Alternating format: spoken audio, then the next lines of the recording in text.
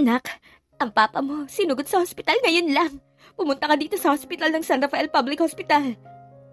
Ano ma? Anong nangyari kay papa? Bakit siya dinala dyan? Natarantang tanong ko sa kanya. Hindi ko pa alam, nak. Wala pang balitang binibigyan ng doktor sa akin. Nasaan po si papa? Sa loob siya ng emergency room, anak. Sige ma, on the way na ako. Nagulantang ako sa sinabi ni mama. Kaya nagmamadali akong umalis sa bahay. At si ate muna ang bahala kay Alden. Hindi na ako nakapagpaalam ng maayos kay Damihan dahil natataranta na rin ako. Nanginginig ang tuhod ko at kamay ko habang nakasakay sa tricycle patungong hospital. Manong, malapit na ba tayo? Kung hindi traffic iningay, malapit na tayo. Sige po, Manong, salamat. Napabuga ako ng hangin. Nasilayan ka malaking hospital at malapit na kami. Bumaba agad ako ng tricycle. Nagmamadali akong pumasok sa loob at hinanap ko agad ang ER. Nang nakita ko si Mama nakatayo sa harap ng pintuan nun, agad ko siyang nilapitan. Anak, ang papa mo! Naiiyak na sabi niya. Ma, ano bang nangyari kay Papa? Wala pa po bang sinasabi ang doktor? Wala pa, anak. May babaeng doktor na lumapit sa amin at parehas niya kaming pinasadahan ng tingin ang bawat isa. Kayo po ba ang pamilya ng pasyente? Ako ang asawa ni Hugo Saret, Doc. Ano po bang nangyari sa asawa ko? Nanginginig ang boses ni Mama. Actually, hindi po maganda. Kailangan operahan ng pasyente dahil may stone kidney na po ito. Kailangan agapan yun dahil mauuwi yun sa panganib na pwedeng ikamatay ng pasyente. So, kailan niyo plano na paoperahan ang asawa niyo? Tanong ng doktor at tumingin ako kay Mama. Doc, magkano ba ang halaga ng babayaran namin sa operation? Tanong nito. 450,000 pesos for surgical operation pa lang yun, ma'am. Hindi pa po kasama ang reseta ng gamot at hospital bills. Sa pahayag ng doktor, ay nanglulula na ako sa laki ng halaga ng pera na kakailanganan namin para sa operasyon ni Papa. Sige, Doc, sasabihan na lang po namin kayo kapag may pera na kami. Wika ni Mama at hinimas ko ang likuran niya. Vera, paano na ito? Ang laki ng halagang hinihingi ng doktor sa atin. Para sa operasyon ng papa mo, saan tayo kukuha ng ganong kalaking halaga? Naiiyak na katanungan niya. Napailing ako. Hindi ko alam, ma. Saan kami kukuha ng ganong kalaking halaga ng pera? Biglang tumunog ang cellphone ko sa kalagitnaan nang lumalakad na kami sa hallway. Dinukot ko to sa bag ko. Nakita ko si Damian ang tumatawag. Ay, Damian. Nasaan ka ba? Kanina pa kita hinahanap dito sa bahay. Sabi ng maid umalis ka. At saan ka ba pumunta? Kinagat ko na lang ang labi ko. Nandito ako sa hospital. What? So, what are you doing there? May nangyari ba? Tell me, Vera. Ano yun at gusto kong malaman? Sinugat si Papa sa hospital. Kailangan niya operahan sa madaling panahon. Ikaw muna bahala kay Alden. Maghanap muna kami ng pera para sa operasyon ni Papa. Ano? Umuwi ka dito. Mag-usap tayong dalawa ngayon na. Sige, pupunta na ako dyan. Umuwi ako sa bahay. Nakita ko si Damian sa gilid ng swimming pool. Pinasadahan niya ako ng tingin. Lumapit ako sa kanya. Anong nangyari? Nagkaroon ng bato ang kidney ni Papa at kailangan operahan. Kung hindi, pwede niya yun ikamatay. Natatakot ako, Damian, na mawala si Papa. You need money? Oo, sana. Nahihiyang sagot ko sa kanya. Here's my credit card. Accept this. He offered. Damian, wag na. Baka iniisip mo, tinatik advantage kita. Are you kidding me? Nasa panganib ang buhay ng papa mo, Vera. Alam ko kailangan ng pera. 6 na 0 ang passcode niyan. Damian, nakakahiya talaga. Kapag hindi mo tinanggap yan, magagalit ako sa'yo. Sige na, asikasuhin mo na ang papa mo. Balita mo na lang ako. Maraming salamat, Damian. Bigla ko siyang niyakap. At marami na siyang tinulong sa akin at halos hindi mo na mabilang ang mga yon. Hindi ako makahinga, mahal ko. Alam mo naman sa mundong to, walang libre, kaya humanda ka kapag sisingilin na kita. Okay, handa naman ako eh. Sabi ko habang nakaupo sa kandungan niya. Ang bigat mo, para kang baboy na nakasakay sa akin. At least, nabalo ka sa baboy na yun, Damian. O na, sige na, umalis ka na. Ako na bahala kay Alden. Salamat. Saglit lang. Tumingin siya ng diretso sa akin. Seryoso ang mukha niya. Ano yun? Bakit ba sa tuwing seryoso ang mukha niya, kinakabahan ako? At ang bilis-bilis ang tibok ng puso ko. Bakit white pants ang sinuot mo? Ha? Ang slow ha. Ewan ko sa'yo. Ikaw na siguro ang babaeng nakilala ko sobrang slow mag-isip. Ano bang ibig mong sabihin? Ano ba kasi yun? May tagos ka. Natigilan ako. Seriously? Oo nga, may tagos ka. Kabuwalan mo ba ngayon? Oo nga pala, kabuwalan ko ngayon. I'm sorry ha. Ikaw pag nakakita. Magpalit ka na ng pants mo. Huwag mong kalimutan magbaon sa bag mo. Just in case, para may pamalit ka. Salamat, Damian. Magbilang ka na ng araw mo, maniningil na ako sa'yo. Marami ka ng utang sa akin. Okay, magbibilang na ako ng araw ko. Salamat ulit, Damian. Wala bang I love you dyan? Mahal kita. Sambit ko at umalis na ako sa harapan niya. Sa side ni Damian. Halos inaawat ako ng 3 pulis na nakapaligid sa akin nang hawakan ko ang polo ni Harvey. Ang kapal ng mukha mong subukan ako. Nanlilisik na sabi ko sa kanya. Mr. Reyes, tama na yan. Sabi ni SPO2 Dominic. Pasalamat ka nga, 2 bala lang bumaon sa katawan mo. Tandaan mo to, Harvey. Sisiguraduhin kong mabubulok ka sa kulungan. I will make sure. Magdudusa ka dahil sa ginawa mo. Ano, handa ka na bang harapin ang korte? Marami akong kasong isasampa sa'yo. E di gawin mo. Kapag nakalaya ako dito, babalikan kita, Damian. Okay, tingnan natin kung mangyari pa yan. Marami ka lang ginawang mali sa akin. Pati ang babaeng yun kaya mong tapusin. Kung may galit ka sa akin, ako ang harapin mo. At kahit saan haharapin kita. Basta wag mo lang idadama ang babaeng mahal ko. Hindi ka deserve mahalin ni Vera. At sino gusto mong mahalin ni Vera? Ikaw? Are you kidding me? Simula nang padukot mo siya, sirang-sira ka na sa kanya. Lahat ng pagkatao mo, kinaiinisa ni Vera. Hindi ko lang lubos maisip kung anong ginawa mo kay Vera. Kung bakit nagkagusto siya sa'yo. Alam mo, naging okay naman kami ni Vera eh. Pero kautong pumasok sa buhay naming dalawa. Wala akong ginawa para magustuhan ako ni Vera. Naging totoo lang ako sa harapan niya. Aminado ako, wala akong puso sa mga taong nakapaligid sa akin. 2 bagay lang mahalaga sa akin. Pera at negosyong meron ako. Simula nang dumating si Vera sa buhay ko, nagbago ang lahat at tinuruan niya ako magmahal. Marami siyang tinurong mabuti sa akin. At lahat ng yun, hindi ko makakalimutan. Kalokohan. Para sa'yo kalokohan yun. Para sa akin, importante yun sa buhay ko. Magkita na lang tayo sa korte. In your dreams, man. Loko. Sa side ni Vera. Nakita ko si Mama sa labas ng operating room habang hinihintay ang paglabas ng doktor galing sa loob. Nilapitan ko siya. Ma, okay na ba kayo? Huwag po kayo mag-alala, magiging successful ang operation ni Papa. Alam ko kakayanin ang katawan niya at malakas siyang tao. At alam ko, mabait ang Diyos. Hindi niya tayo papabayaan sa bawat pagsubok na pinagdadaanan natin ngayon. Kumapit lang po tayo sa Diyos, Ma. Hinawakan niya ang kamay ko. Maraming salamat, anak, at nandyan ka para sa amin ng Papa mo. Alam mo naman, Vera, natakot na akong mawalan ng mahal sa buhay. Noong nawala ang ate mo, halos nalungkot ako at dinibdib ko nang mawala siya sa mundong ito. Sobrang sakit bilang isang ina at ayaw ko nang mawalan pa ng mahal sa buhay. Kinagat ko na lang ang labi ko.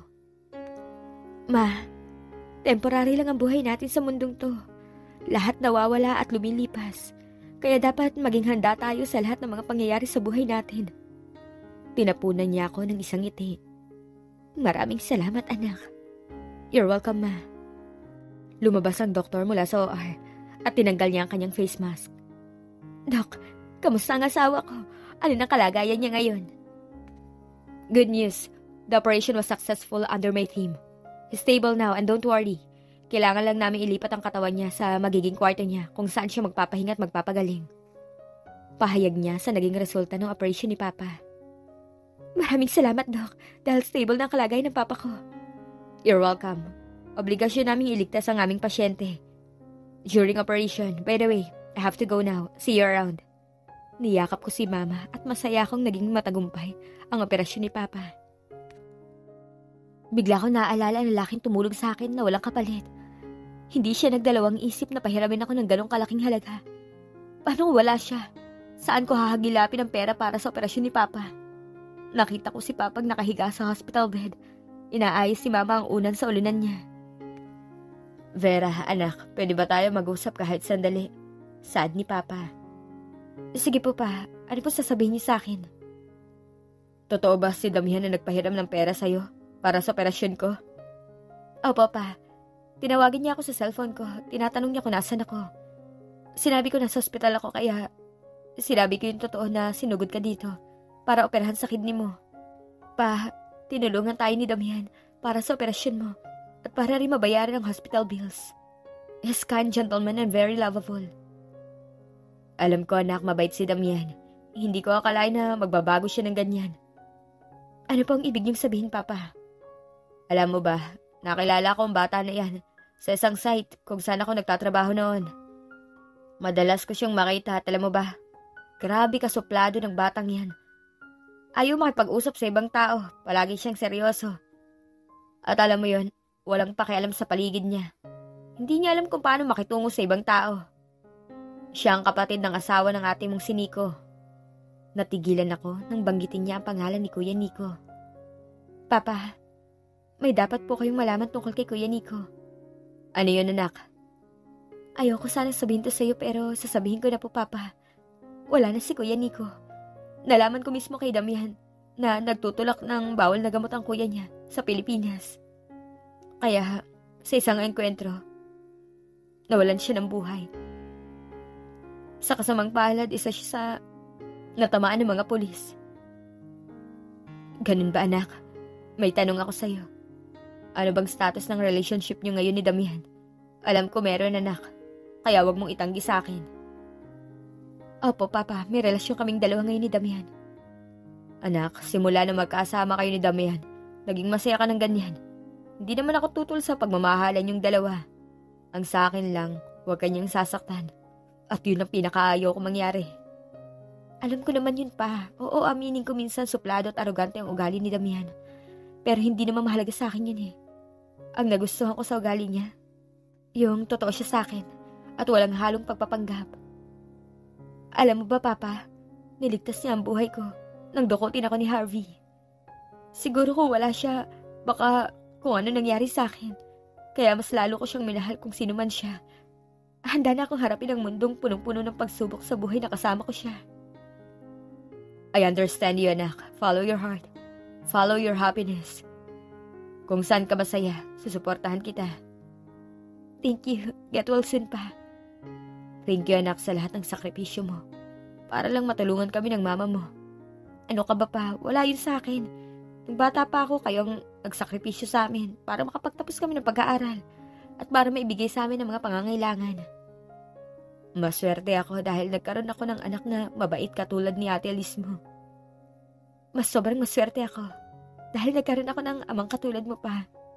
Mabait at mapagmahal. Nakahinga ako ng maluwag dahil nalampasan ko ang pagsubok na to at naging successful ang lahat. Salamat sa iyo, Damian. Umuwi ako sa bahay at nakita ko siya sa gilid ng swimming pool. He's wearing white polo shirt and black pants. That's my favorite outfit. Mas bagay sa kanya ang ganung forma. Are you done checking me out? Bakit ba gopong-gopo ka na naman sa mukha ko? Ha? Hindi kaya? So, kumusta ang operasyon ng papa mo? He's stable now. Pinapasabi pala ni Papa maraming salamat sa iyo sa pagtulong sa mga gastusin sa hospital. That's good news to hear. Sige, akyat muna ako sa taas ha. Asikasuhin ko lang si Alden. Baka hinahanap na ako ng bata. Malaki ang utang mo sa akin, Vera. Oo nga, malaki na nga. Di ba sabi ko sa iyo, unti-unti kong babayaran sa iyo yun. At bigyan mo lang ako ng panahon at mababayaran kita. Lumapit siya sa akin. Napataras ako bigla hanggang sa naramdaman ko ang padar sa likuran ko. Yumuko ako. Nakakatakot ang mga tingin niya sa akin. Damian, ang sakit ng puso ko. Ano ba kasing gusto mo ha? Mag-date tayong dalawa. As in date? Pinitik niya ang noo ko. Aray ko! Ang slow mo talaga. Narinig mo naman ang sinabi ko, diba? Mag-date tayong dalawa. Sige, mag-date tayo bukas. Sa side ni Damian. Bro, Kanina ka pa nakatayo dyan sa harap ng salamin. Dave asked. Mukhang bis na bis ka. May date ka ba? Oh, may date ako. What's funny, bro? Umarko ang kilay ko sa babaerong pinsan ko. Wala lang. Ang seryoso. Seryoso ka na ba talaga sa babae niyan, bro? Oo naman. Bakit? Ngayon lang kasi kita nakitang masaya. Sa isang babae. Siya na ba talaga hanggang sa uli? Kung ikaw hindi marunong magseryoso ng babae, ibahin mo ako. I think I'm serious now. Enjoy your day. Alis na ako. Dinala ako ni Vera sa mall. Hawak-hawak niya ang kamay ko habang namamasyal kami.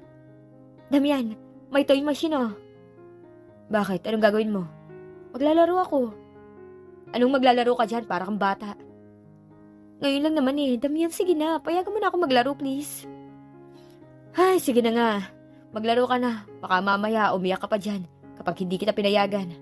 Thank you, Damian. Wait lang, bibili lang ako ng token. Pinasadahan ko siya ng tingin habang papunta sa counter para bumili ng token. Halos mapulit ang ngiti niya sa labi nang bumalik siya sa kinatatayuan ko. Wait, dyan ka lang ha. Maglalaro lang ako. Good luck. Sayang, nahulog yung teddy bear. Ang ganda pa naman sana. Isa pa nga. Huwag ka na malaglag. Sayang ang token ko sa'yo. Sana makuha na kita. Ay, mauubos ng token ko pero wala pa rin ako nakukuha kahit isa. Biglang bumagsak ang teddy bear. Hinampas niya ang controller. Bakit? Kasi pangatlong hulog ko na to. Pero palagi na lang akong bigong makuha yung teddy bear na yun. Hindi marunong ang kamay ko. Last 3 token. Sa tingin mo ba makukuha mo yan? I don't know. What do you think, Damian? Hindi ko masagot ng tama ang katanungan mo. Sige, ubusin ko na tong token ko. Gusto ko subukan, pwede ba? Oh, sure. Baka ikaw na makakuha niyan. Go, go, Damian! Kaya mo yan! Shinare niya ako. Damian, malapit na! Pwede ba? Huwag ka maingay. Hindi ako makapag-concentrate dito. Boses mong naririnig ko. Ano ka ba? Chinicheer lang kita. Go, Damian! I got this. Wow, ang galing mo naman! Unang subok mo palang nakuha mo na agad. Sinusubukan ko lang at nakuha ko naman. Oh, para sa'yo. Wow, finally, you got this. Thank you, Damian. Bakit ba sa tuwing umingiti siya, napapatulala na lang ako sa mukha niya? Nakaka-inlove ang ngiti ng babaeng to. Halos mabaliw ako. I shake my head. Nagutom ako sa'yo. Halika na, hanap tayo ng makakain. Gusto ko ng Burger King. Burger King? Sa tingin mo ba nakakabusog ang burger? Oo. Alam mo ba, nung high school ako, kapag nakakalimutan kong kumain ng lunch, bumibili ako ng burger sa cafeteria, tapos busog na ako. Noon yun, kaysa sa ngayon. Pero, dami mong sinasabi. Basta sa restaurant tayo kakain. Oh, kukontra ka pa? Hindi naman ako kukontra eh. Sa isang restaurant kami pumasok para kumain ng lunch. Pagkatapos namin mag-order, tahimik lang si Vera sa harapan ko. Vera, kapag mag-asawa na tayo, ilang gusto mong maging anak natin? Nakamata lang siya sa akin. Ha? May dumi ba yung tenga mo? Sa tuwing may sinasabi ako, parang hindi mo ako nagegets. Kasi, hindi ka pa handang mag-asawa. Bakit ba kasi yun ang pinag-uusapan nating dalawa? Dahil gusto ko. So what's going on? Answer my question. Hindi pa nga tayo kinakasal. Yan agad ang nasa isip mo. Vera Saret. Will you marry me? Pag-iisipan ko pa. What? Oo na, pakakasalan na kita. At alam ko, hindi mo naman ako tatantanan eh. When? Di nga. Vera, kailan? Asikasuhin ko kaagad. Sa susunod na taon. What? Akala ko next week na. Pwede bukas na agad? Saad niya. Sa side ni Vera. Hindi maiwasang may mga babaeng tumitingin kay Damian. He looks so handsome and perfect face. Silang tatlong magpipinsan ng mga gwapo. Malakas ang dugong Reyes na nananalaytay sa dugo niya. Galing sila sa maayos at magandang pamilya. Bayaman at hindi problema ang mga material na bagay dito sa mundo. Lahat nakukuha nila na walang kahirap-hirap. Pero ang kalagayan ko, mahirap at tama ang kinikitang pera galing sa pinapasukang trabaho. Magkahawak ang kamay naming dalawa at halos ayaw na niyang bitiwan yun. Pumasok kami sa isang sikat na jeweler shop. Halos mapunit ang ngiti ng babaeng sales lady nang makita si Damian. Anong iningiti-ngiti mo sa boyfriend ko? Akin lang yan. Saad ng utak ko. Nagselos na yata ako sa tuwing may babaeng umingiti ng ganun kay Damian. Good evening, sir. May couple necklace ba kayo? Tanong niya sa babaeng sales lady. Yes, sir. Meron po kami. May silver gold and gold. 24 karat po yan. Pinakita niya ang 3 model ng couple necklace. How much this cost? Tinuro niya ang isang klase na may heart sa loob. 17,000 pesos, sir.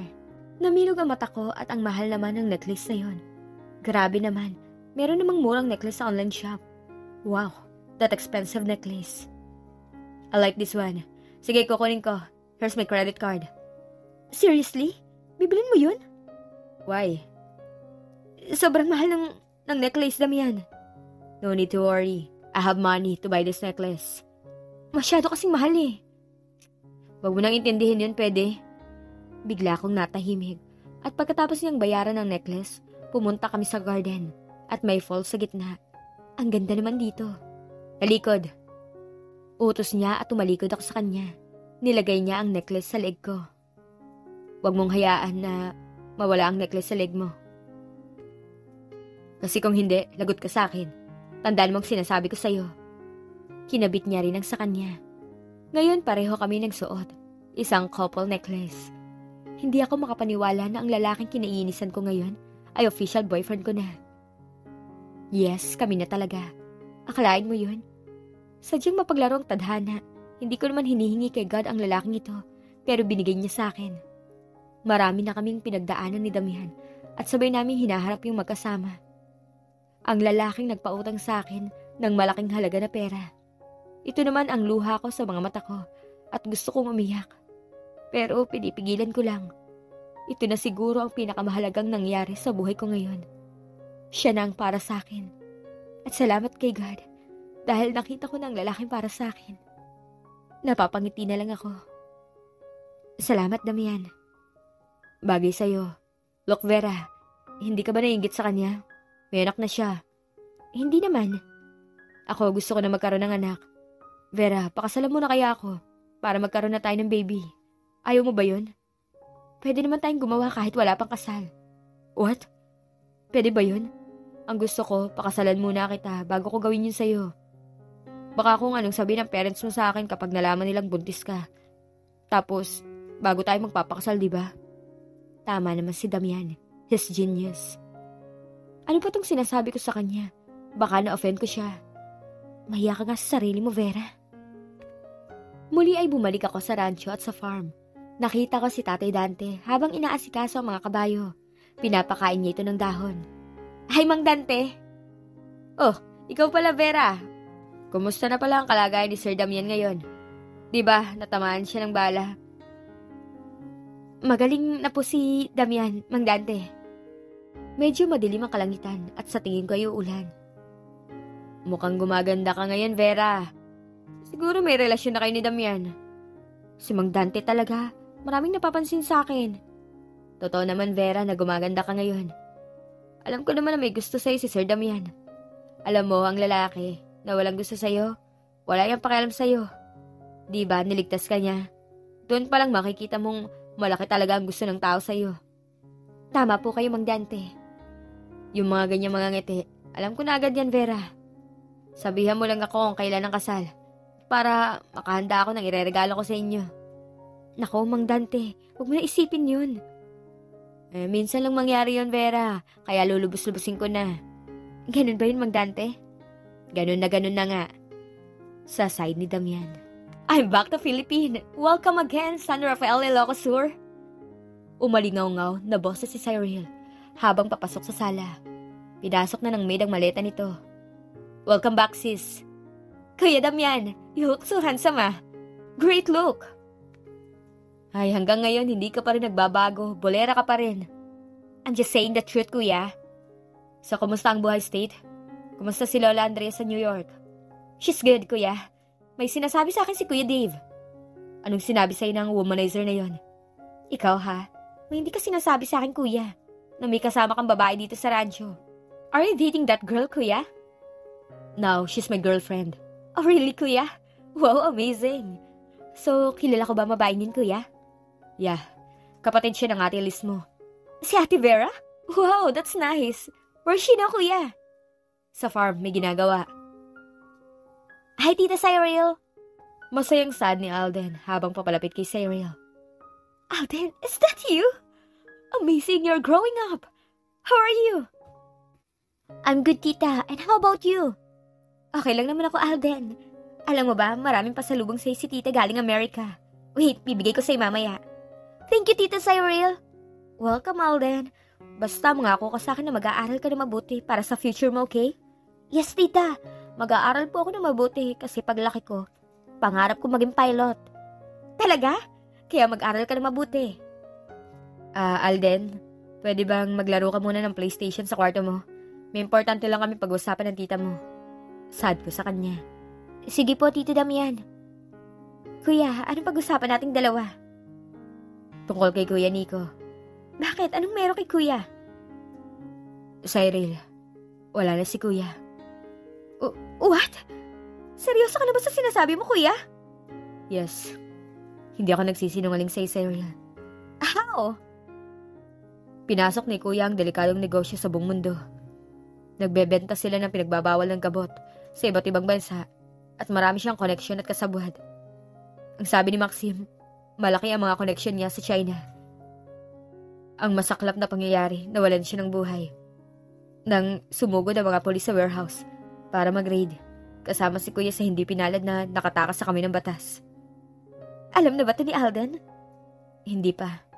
Hindi ko pa kayang sabihin sa batang tungkol sa sinapit ng ama niya. Pero Kuya, alam mo ba, hindi magandang ganyan. Sabihin mo na kay Alden ang katotohanan at kawawa naman ang bata. Umaasa na babalik ang papa niya. Pero masyado pang bata ang isip ni Alden. Ayokong mag-isip ang bata at ayokong mangyari yun. So kailan mo pagtatapat sa kanya? Hindi ko talaga alam. Bahala ka, Kuya. That's your decision. May dalawang kotseng dumarating.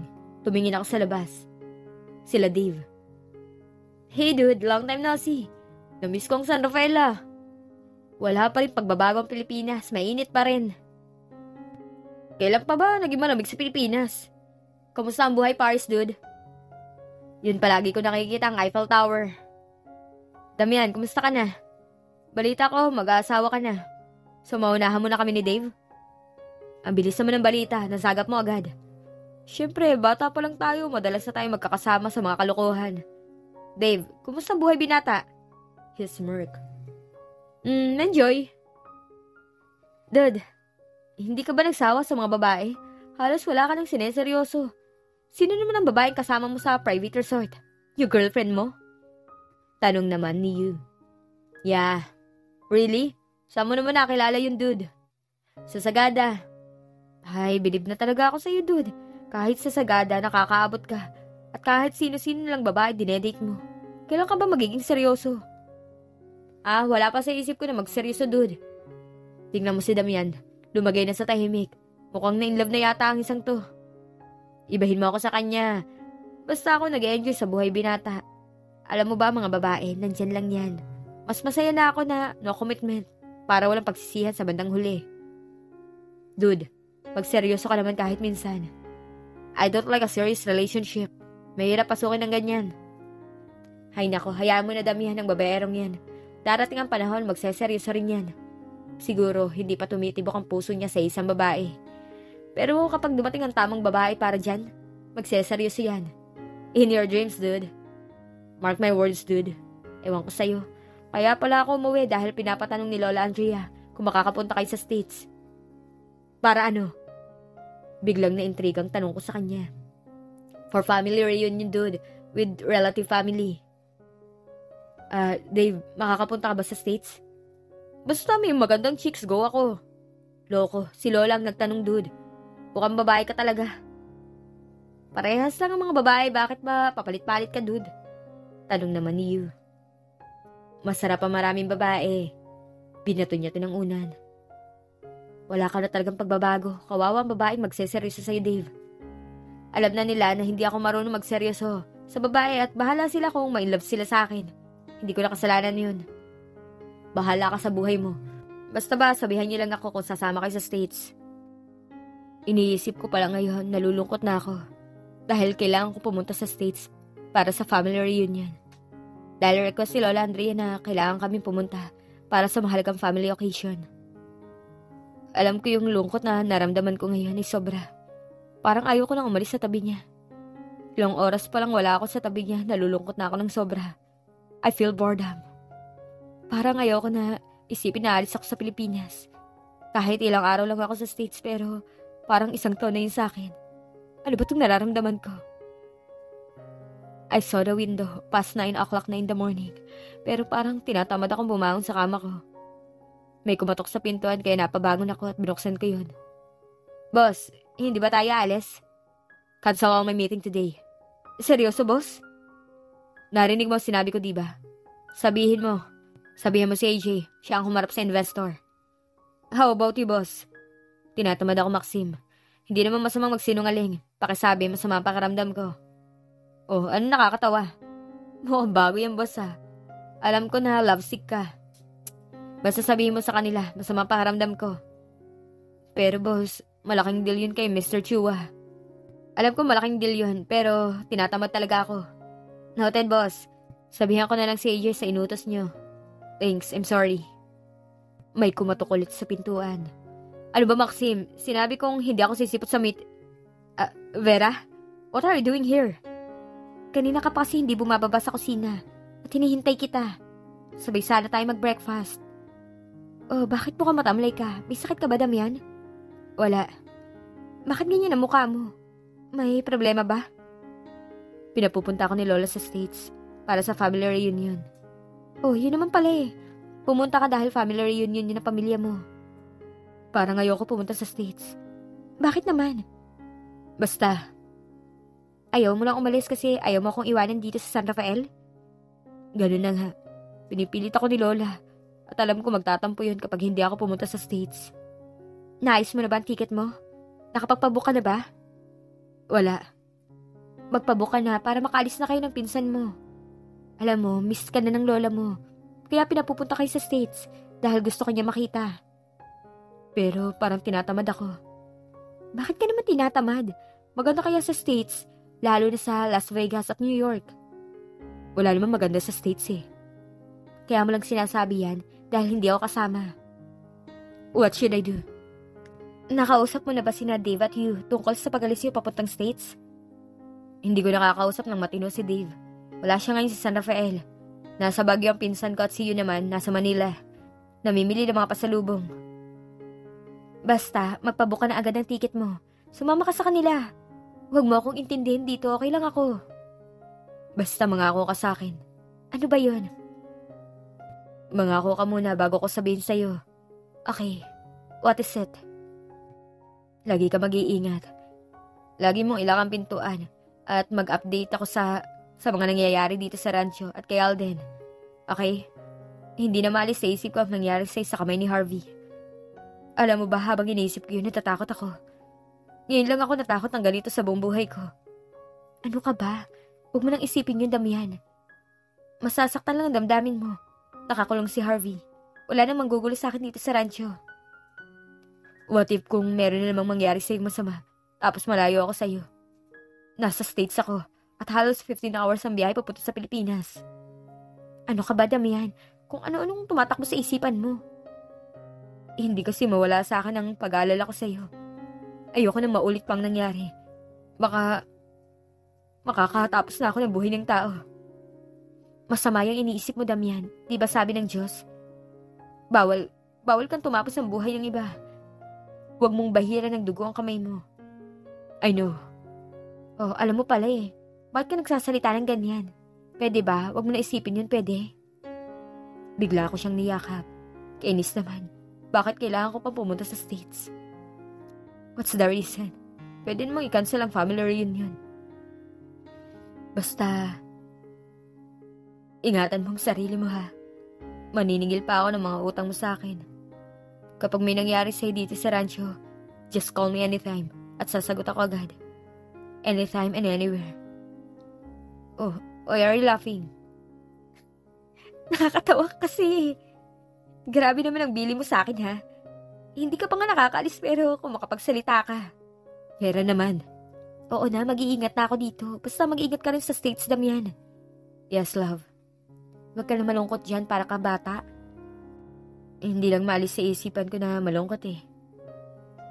Parang ayaw kong ilagay ang mga importanteng gamit sa maleta. Napapikit ako bigla.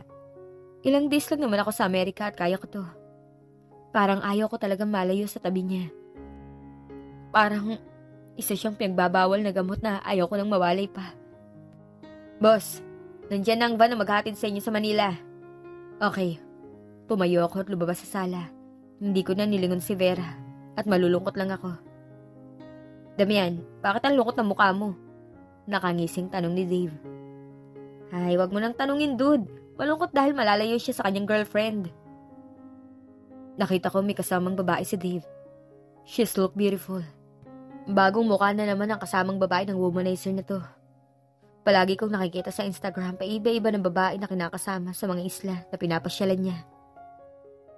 Hey Dave, who's that girl? She's my girlfriend now. Really? Sino ang babaeng kasama mo sa sagada nakaraan? She's my another girl. Baliw. Don't tell me na isasama mo siya sa States?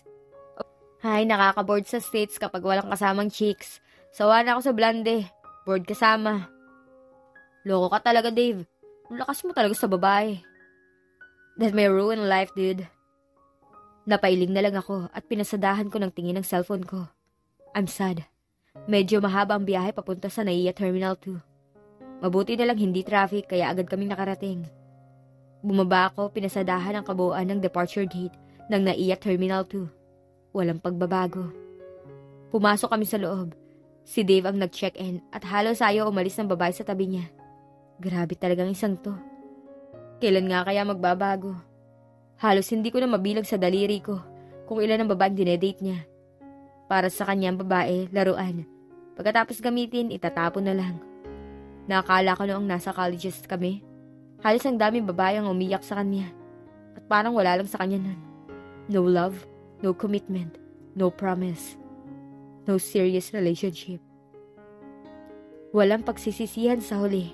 Yan ang katagang palaging sinasabi niya sa amin ni Yu. Ito namang si Yu parang walang balak maghanap ng girlfriend. Minsan na siya nasaktan sa isang babae dahil akala niya mahal siya nito. Pero niloko lang siya at pinagpalit sa iba. Kaya nasaktan siya ng sobra-sobra. He decided to migrate at Paris para makalimot sa nakaraan na nagbigay sa kanya ng pasakit. Nakita ko noon kung paano nasaktan si Yu. He looked miserable. Kawawa naman. Ay, ganun talaga ang pag-ibig. Minsan, masasaktan ka. Minsan akala mo totoo pero hindi. Kaya ayoko pumasok sa pag-ibig eh. Pero nang makilala ko siya, siya ang tumibag ng paninindigan kong yun. Akala ko hindi na ako papasok sa pagmamahal. Pero sadyang mapaglaro ang tadhana. Naalala ko dati. Dude, sino tinitingnan mo dyan?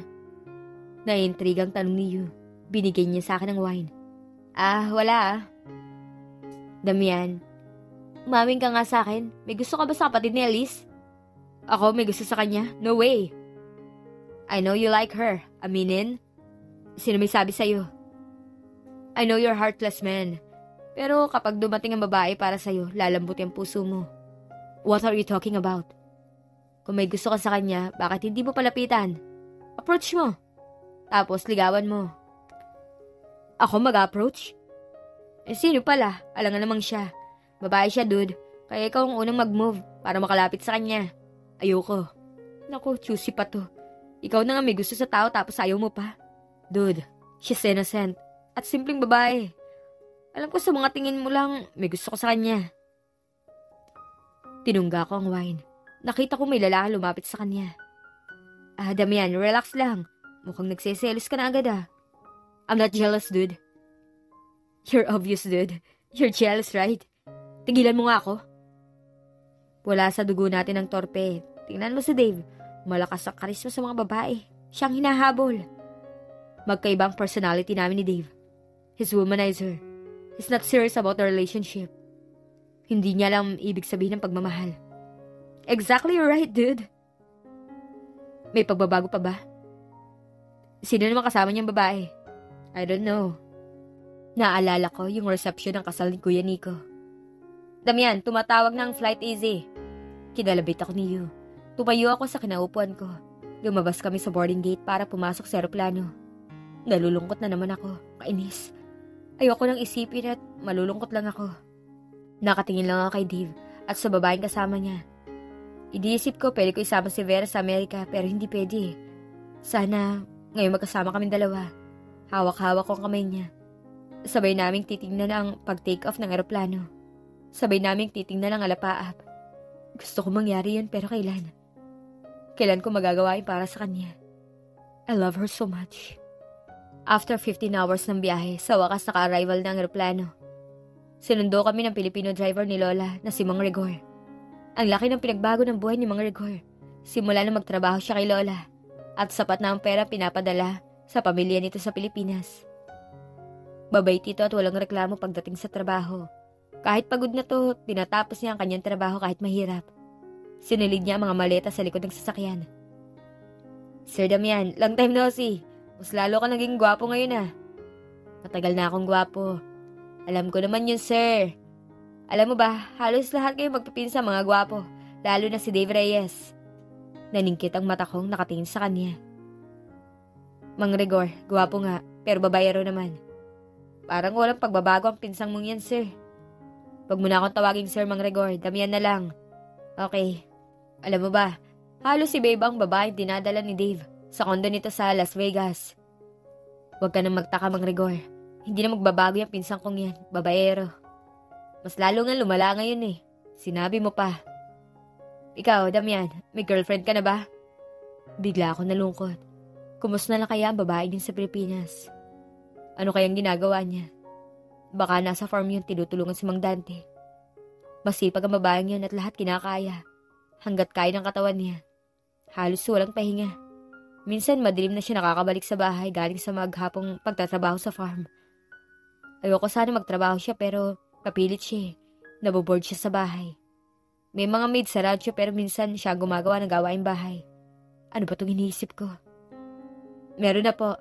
Ah, talaga? Taga saan, Damian? Taga San Rafael, Ilocos Sur. Kapatid siya ng asawa ni Kuya Nico. Congrats, may girlfriend ka na. Malapit na ang December. Hindi na malamig ang Pasko mo. Ay, palabiro talaga kayo, Mang Rigor. Totoo naman ang sinasabi ko, di ba? Maayos ang lahat ng mga gamit sa likod ng van. Halos 5 oras ang biyahe papuntang Las Vegas, kung saan nakatira si Lola. Long travel talaga. Sinandal ko ang ulo ko sa headboard ng upuan at pinasadahan ko ng tingin ng cellphone ko. Wait, may one notification sa Facebook. Gusto kong buksan. At may heart reaction sa post ko. Nag-heart react si Vera pero walang comment. Ang daya. Ang daya talaga ng babaeng yun, nakakainis. Kahit comment wala talaga. Hay, ang pag-ibig nga naman talaga nakakabaliw. Namiss mo na siya, dude? Wika ni Yu sabay tingin sa akin. Huwag mong dibdibin, dude. Masakit yan. Ano ba sinasabi mo, Yu? Alam ko naman na miss mo na si Vera, dude. Halata naman kahapon pa. Doon tayo sa nahiya eh. Kainis. Bakit nainis ka, dude? May problema ba? Nakakainis. Nag-post ako para alam niya kung saan ako. Tapos magre-react lang. Walang comment. Kinis ang babaeng yun. Nainis na talaga ako sa kanya. Ang OA mo, dude. Don't act like you're a kid. Baka busy lang ang tao. Kaya hindi nag-comment sa post mo. Busy, saan? Sa work. Di ba sabi mo, nagtatrabaho siya sa rancho? Dapat nag-message siya sa akin. Parang hindi niya ako boyfriend. Ang selfish niya. Wait ka lang, dude ah. Baka mag-message siya yun mamaya. Relax lang. High blood ka agad. Chill lang. Napapikit ako sa kalagitnaan ng biyahe. Medyo bored ako kaya nilagay ko ang headset sa tenga ko. Biglang tumunog ang phone ko at one notification sa messenger. Kaya binuksan ko yun agad. Vera sent audio kaya binuksan ko yun. I miss you, Damian. Miss na kita. I love you, Megami Bear. Nagulat ako sa audio pinadala niya sa akin. At anong sabi niya? I miss you, Gummy Bear. Inulit-ulit ko yun. Kinikilig ako. Hoy, anong nangyari sa'yo dyan? Kilig na kilig ka. It's none of your business, dude. Dude, in love yan. Kaya huwag mo nang tanungin. Pinapakinggan ko lang yun nang paulit-ulit at hindi ako magsasawa.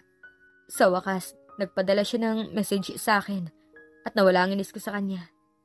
Nakarating na kami sa bahay ni Lola. Welcome back mga apo! Bless po la. Damian, ikaw ba yan? Ang laki-laki mo na at ang gwapo mo. Lola, are you kidding? Mas gwapo pa ako kay Damian ha. Look at me. I'm tall and handsome. Tigilan mo ako, Dave. Mas gwapo pa sa'yo si Damian. Tigil-tigilan mo yung kababae mo. Bawat pasyal mo dito sa akin, iba-ibang itsura ng babaeng dinadala mo dito. At sino naman niya kasama mo? Lola. Si Agatha, isa sa mga collection ko. Ewan ko sa'yo, Dave. Babaero ka talaga. Nagkatinginan kami ni Yu. Ouch! Ang sakit, masabihan ng babaero. Napahalakak si Yu. That's my life, dude. Lola, ganito na talaga ako. Bahala ka sa buhay mo, Dave. Ewan ko sa'yo kung saan ka nagmana. Hindi naman babaero ang papa mo. Baka sa ibang tao ako nakamana. Lola, huwag mo nang pansinin yan si Dave. Sasakit lang ang ulo mo dyan. May mga pasalubong ako galing sa Pilipinas. Mabuti pa tong apo kong to. Masipag at mabait. She praised him. Lola, umupo muna kayo. Damian na po, kumusta ka na? Kumusta palang rancho ng papa mo? Okay naman la, marami na po akong alagang hayop. Katulad ng kabayo at mga pato at itik. Don't worry, Lola. May mga tauhan akong nag-aasikaso ng farm. Nako, magandang balita yan, Damian. Maasahan ka talaga ng dad mo sa mga business niya. Sino pa ba ang aasahan sa Pilipinas kundi ako, Lola? Lola, hindi mo ba tatanungin niya nga po mo? What do you mean, you? Lola, may binabahay na si Damian sa rancho at ang balita, halos tatamaan na ng balay ang si Damian para lang iligtas ang babae niya. Lola, mag-aasawa na yung apo mo. Chismoso talagang lalaking to. Pinasadahan ako ng tingin ni Lola. Is that true, Damian? Anong nangyari sa'yo? At kailan yun nangyari? Totoo po yun, Lola. Anong pangalan ng babaeng yun, Damian? Vera Saret po. Nako, ikaw, Damian ha. May tanong ako sa'yo. May nangyari na ba sa inyo ng babaeng yun? Of course not, Lola. Pakakasalan ko muna siya bago ko gawin yun. Mabuti yan, Apo. Are you sure about your feelings, Apo? Tingnan mo si Dave, paiba-iba ng babae at kahit anong pangaral ko dyan ayaw magbago. Lola, si Dave, hindi magbabago. Ako, hindi magiging si Dave. Lola, seryoso po ako sa babaeng yun. Mahal na mahal ko po siya. Kaya niligtas ko ang buhay niya dahil mahal ko po siya. That's good, Apo. Hindi naman ako tutul sa pagmamahalan niyang dalawa. Basta seryoso ka sa kanya at huwag mong sasaktan ang damdamin niya. Hindi ko yun magagawa, Lola. Lalo na sa kanya. Mabuti yan, Damian. Sa beach gaganapin ang family reunion. Halos lahat ng kapatid ni Lola Andrea nandito at ang ibang pinsan ni Papa sa side ni Lola. Nakaupo lang ako sa cottage habang nakaharap sa dagat. Ang lakas ng simoy ng hangin. Damian, tumingin ako sa kanya. Callie? Namilog ang mata ko. Almost 13 years kaming hindi nagkita. She's grown up and beautiful lady.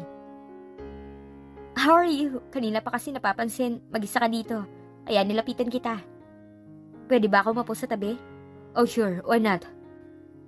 Adopted child siya ni Uncle Simon. Dahil may piko si Tita Danica. Kaya nahirapan sila magkaroon ng anak ni Uncle. Kaya nagampon ito sa orphanage. Si Callie yun. Hindi ka pa rin nagbabago, Damian. You look so handsome. Thank you, Callie. Kamusta ng pagmamodel mo? Okay lang naman. Medyo toxic ang manager ko. Oh, bakit naman? Palagi kasing mainit ang ulo. So, kumusta na Pilipinas? Mas enjoy ka na dun ah. Gusto ko kasi ang rancho, maraming puno. Nakakalanghap ng sariwang hangin. Ayoko sa syudad, polluted at maingay. Kaya nagstay ka doon? Parang ganun na nga. Ang bilis ng panahon. Muli kami nagkita ni Callie dito sa Amerika. Hinawakan niya ang kamay ko. I like you, Damian. Callie, ano ba sinasabi mo? I like you, Damian. Inulit niyang banggitin ang salitang yun. Pinsan kita at ano bang iniisip mo? Adopted ako, Damian. Hindi tayo magpinsan. Kahit adopted ka, Callie, pinsan pa rin kita. At anak ka ni Uncle Simon. I'm sorry. May girlfriend na ako at loyal ako sa kanya. What? Oo, may girlfriend na ako, Callie. Please stop seducing me. Dahil loyal ako sa girlfriend ko. Kahit magkalayo kami ngayon, hindi ako magloloko sa kanya. Hindi katulad ng ibang lalaki na naghahanap ng ibang babae para may kasama lang. Hindi ako bored. Malaki ang respeto ko sa iyo dahil pinsan kita. Itigil mo na tong ginagawa mo at hindi ako natutuwa. Prangkang sabi ko sa kanya. Excuse me, Damian. What? Are you kidding me? Kahit kailan hindi ko ipagpapalit ang girlfriend ko. I love her so much and I really do. Nangako ako sa kanya na siya lang ang mamahalin ko. Inirapan ko siya. Na-offend ako sa sinabi niya. Na-discourage ako sa babaeng yan. Malayong malayo ang ugali niya kay Vera. Ang ginagawa niya, hindi kayang gawin sa akin yun ni Vera. Kaya mas lalo ko siyang minahal dahil sa ugali niya. At kung sino talaga siya, walang halong pagpapanggap. I miss her. Ay, ang lungkot sa States. Kahit kasama ko ang pamilya ko sa reunion ito. Pero ang isip ko sa Pilipinas pa rin. Dahil doon, nandun ang totoong kasiyahan ko. She's my happiness.